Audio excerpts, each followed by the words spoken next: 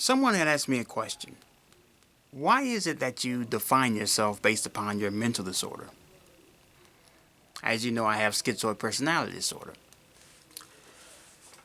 My answer was, it's not so much that I define myself based upon my mental disorder, but it's the simple fact that my mental disorder simply affects who and how I am as a human being in general.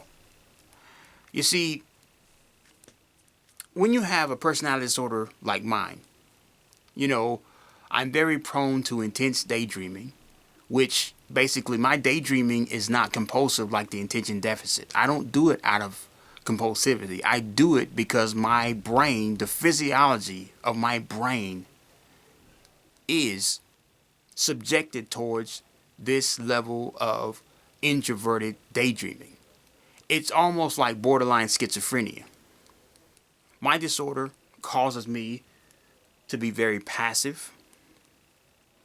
If I want to engage in conversation, for the most part, I have to project myself in a forceful type of pretending way. It's very hard for me to develop proper people skills because instead of converting things from the proper perspective as someone with a balance of extrovert, I convert things from a introvert perspective. Everything goes within my very introverted self.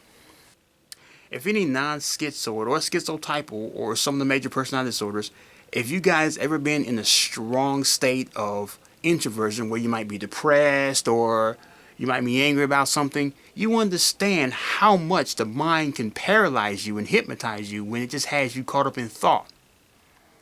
We all felt this before, even norms. But think about if you deal with this on an everyday basis. You normal people, you take drugs like LSD that causes you to hallucinate or hear audible voices. Can you imagine what the schizotype goes through? They go through that every day. They see delusions, they see aberrations, they see this on a regular day basis. They feel this intense of this psychotic daydreaming, this imaging that paralyzes them, that hypnotizes their mind.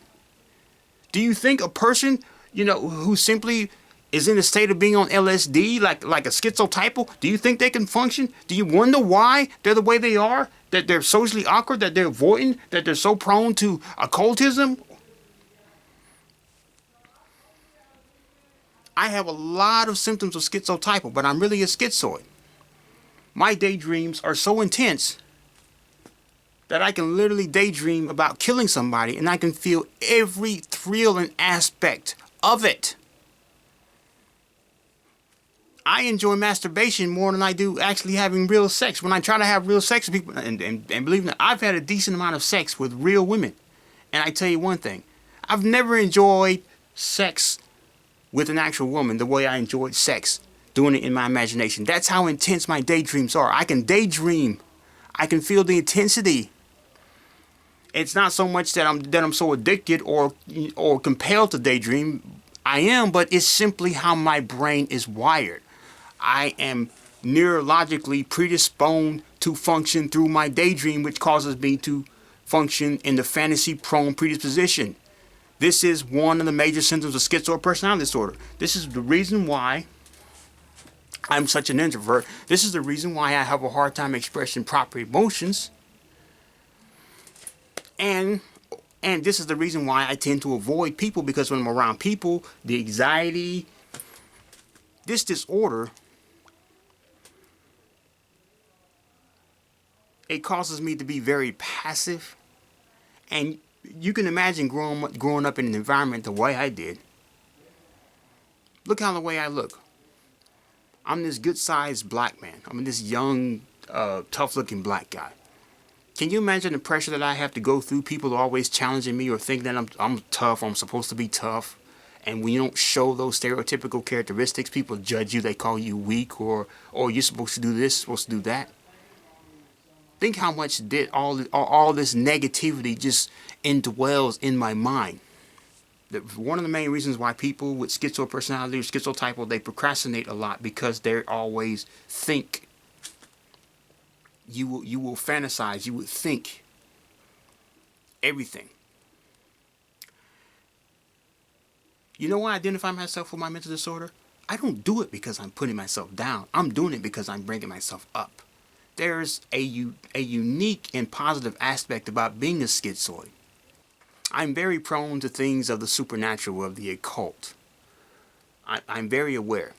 I can literally walk in almost any haunted house and I can feel the energy, without, engaging in any type of occult practices or meditation.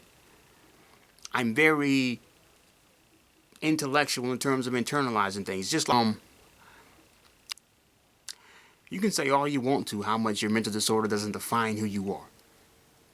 You see, it doesn't really define who I am, but it sure as hell affect how I am.